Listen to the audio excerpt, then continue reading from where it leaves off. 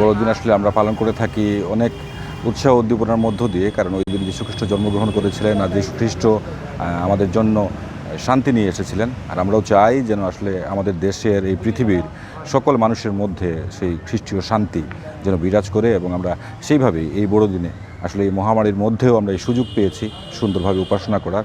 আমরা চেষ্টা করব সকলের জন্য প্রার্থনা করার জন্য যেন ঈশ্বর সকলকে প্রচুর রূপে আশীর্বাদ করেন।